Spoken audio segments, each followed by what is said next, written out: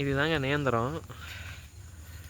நேந்திரம் வந்து நம்ம மண்ணுக்கு வருதா அப்படிங்கிறத செக் பண்ணுறதுக்காக சும்மா வாங்கி வச்சோம். அதில் வந்து பார்த்திங்கன்னா ஒரு 7-8 கன்று போல் நேந்திரம் வாங்கி வச்சோம். அதில் வந்து பார்த்திங்கன்னா இது கொலை தள்ளியிருக்கு, இதுவும் கொலை தள்ளியிருக்கு பாருங்கள். ஆனால் நம்ம நினச்ச அளவு வந்து பார்த்திங்கன்னா தார்லாம் ஒரு சைஸாக இல்லை, குட்டி ஒன்று இருக்குது. இந்த பாருங்கள், 3 சீப் தான் அதில் இருக்குது. 1 2 3. ரொம்ப வந்து ஹைட்டும் வரல.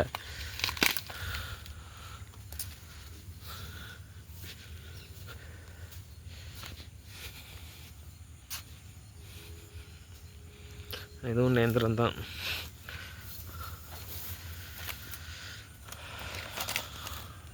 தெரியுதுங்களா?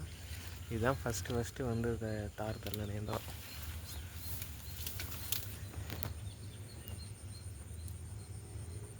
காய் ஓரளவுக்கு முதிர்ச்சி அடைஞ்சிருக்கு.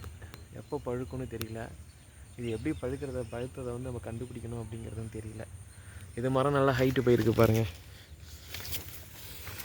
இதில் நிறையா பக்க கன்றுலாம் இருக்குது. இதெல்லாம் நம்ம டெவலப் பண்ணணும். க்ளீன் பண்ணி இந்த கட்டையெல்லாம் எடுத்து நம்ம பரட்டி வைக்கணும். நிறையா வந்ததுங்க கட்டை. நம்ம அறுத்து விட்டுக்கிட்டே இருந்தோம், அதுக்கப்புறம் வரவே இல்லை.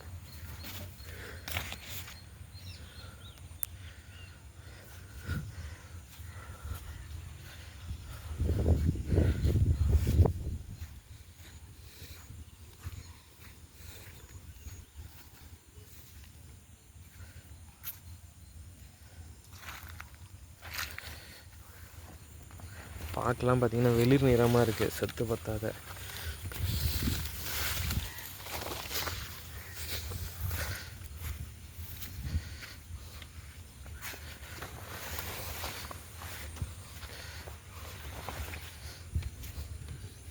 இந்த பாக்கு செடியில் பார்த்திங்கன்னா ஒரு பெரிய தென்னை மட்டை விழுந்து டேமேஜ் ஆகிடுச்சு.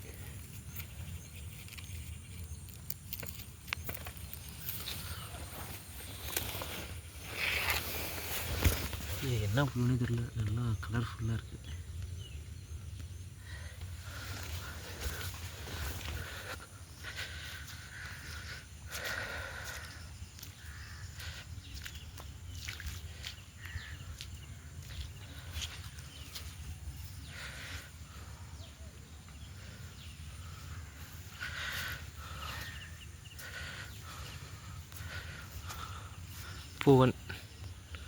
பூவன் தார் இது.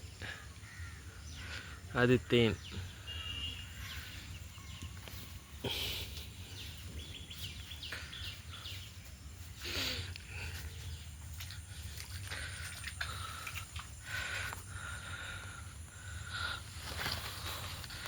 எல்லாம் சின்ன சின்ன தாராக தான் இருக்குங்க. ரொம்ப நம்ம எதிர்பார்த்த அளவுக்கு ரொம்ப பெருசாலாம் இல்லை.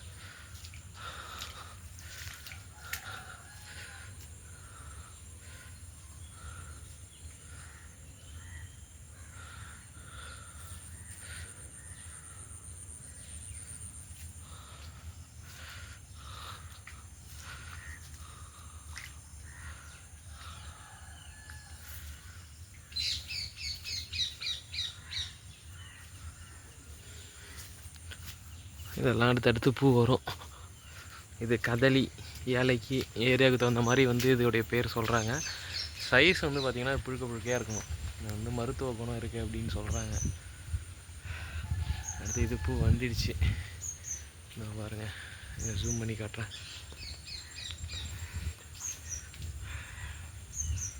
பூ வந்துச்சு. இதெல்லாம் கொலை பிஞ்சு வச்சிருச்சு. இந்த பார்க்கலாம் பாருங்கள், நல்லா ஜோராக கிளம்பிடுச்சு. வாட்டர் ஆப்பிள் எக்கச்சக்கமாக பூங்க. பூக்கு எப்படி கொட்டி இருக்கு பாருங்கள்.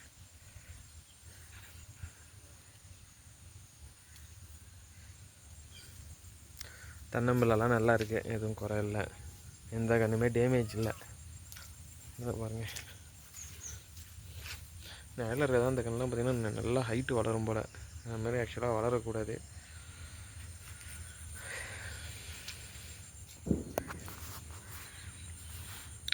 உன்னுடைய என்ட்ரன்ஸ் வந்து இது தாங்க. நம்ம வந்து இப்படியே தான் உள்ளே வந்து வழுக்குது பயங்கரமாக. இது உங்களுக்கு தெரியும், மல்பெரி பழம் வந்து நல்லா பழுத்துதுன்னா வந்து பிளாக் கலரில் மாறிடுது. செங்காயாக இருந்ததுன்னா பிங்க் கலர் மாதிரி இருக்குது, அப்புறம் பிளாக் கலரில் மாறுது. அப்படி அதுக்கப்புறம் நம்ம சாப்பிட்டோன்னா அவ்வளோ டேஸ்ட்டாக இருக்குது.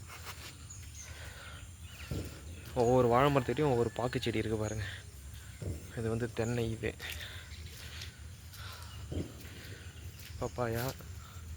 இன்னும் இந்த இடத்த சுற்றி மண் அடிக்கணுங்க, அதனால் வந்து பெருசாக எதுவும் செடி நான் வைக்கல. மண் அடித்து வயரம் தூக்கி தான் இதில் வந்து செடிகள் வைக்கிற மாதிரி இருக்கும்.